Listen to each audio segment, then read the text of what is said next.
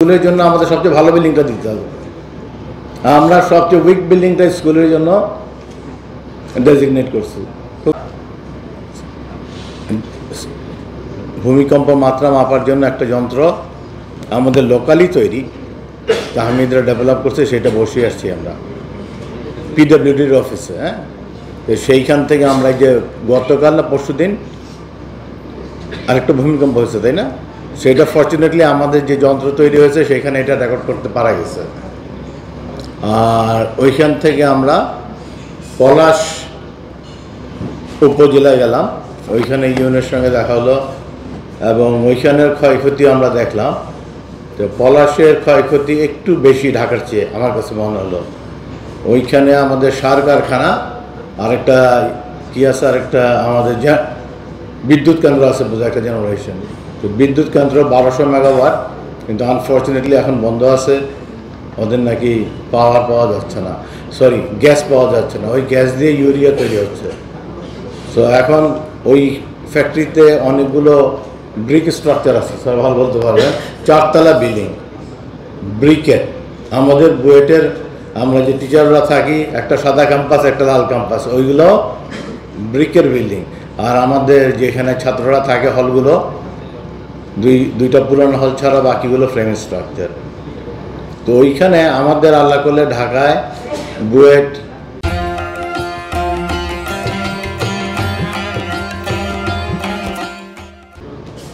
কোয়ার্টারে আমরা কোনো ক্ষয়ক্ষতির জানতে পারি নাই, কিন্তু ওইখানে আমরা 10 ইঞ্চ ব্রিকওয়ালের মধ্যে ক্র্যাক পেয়েছি এবং যারা বাসিন্দারা ছিল ভায়োলেন্টলি ওনারা সেই অনুভব করছেন। হ্যাঁ, এবং বিল্ডিংও বেশ ক্র্যাক হয়েছে।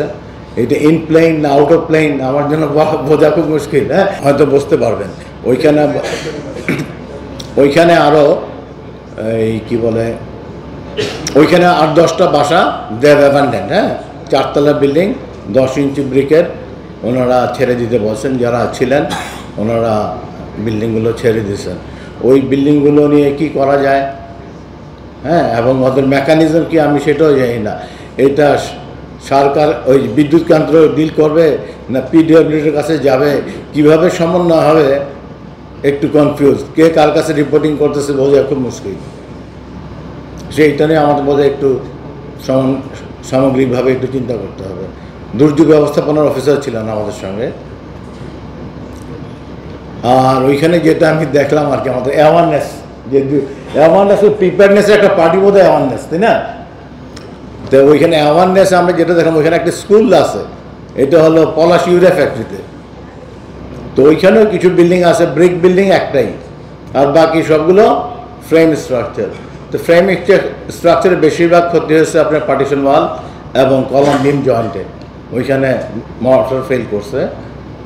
আর যেটা একটা মাত্র বিল্ডিং, একটু খেয়াল করে শুনেন, এটা হলো ব্রিকের স্ট্রাকচার এবং সেই বিল্ডিংটাই স্কুল করতে দেওয়া হয়েছে। আনফর্চুনেটলি আমাদের অ্যাওয়ার করতে হবে, স্কুলের জন্য আমাদের সবচেয়ে ভালো বিল্ডিংটা দিতে হবে।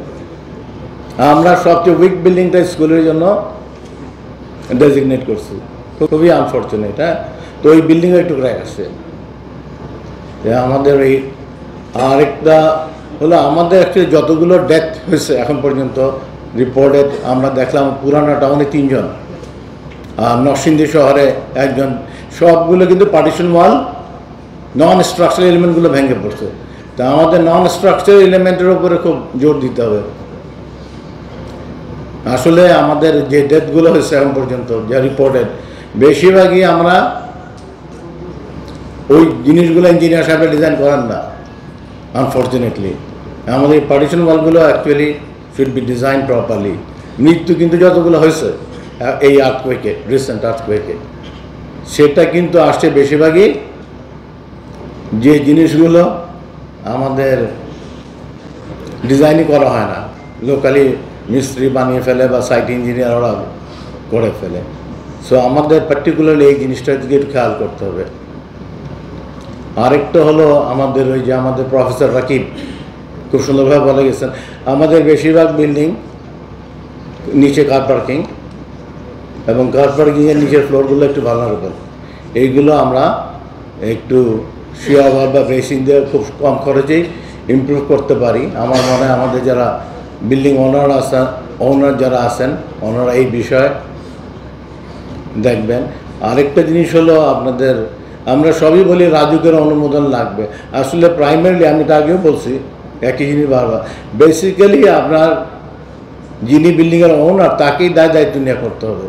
ভালো ইঞ্জিনিয়ার ভালো মিস্ত্রি লাগিয়ে কাজে উনিই তো পয়সা খরচ করেন, বিল্ডিং ওনারই, অন্যরা জাস্ট হেল্পার। রাজু ক্যান অন্যান্য আমরা জাস্ট হেল্পার হিসেবে আমরা কাজ করতে পারি, কিন্তু মূলত দায়িত্ব আমার মনে হয় ওনারই, বিকজ ওনার পকেট থেকে পয়সা যাচ্ছে, জিনিসটা ওনারই থাকছে। সো এই জিনিসটাও করণীয়। আরেকটা দ্য লাস্ট ওয়ান, আমরা যে বিল্ডিংগুলোর কথা নিয়ে বলছি এখানে মাত্র 5 থেকে 10% লোকের বাস, 90% লোক আমাদের বিএনপিসির আওতায় নাই। তো এই বিষয়ে আমাদের গভীরভাবে চিন্তা করতে হবে।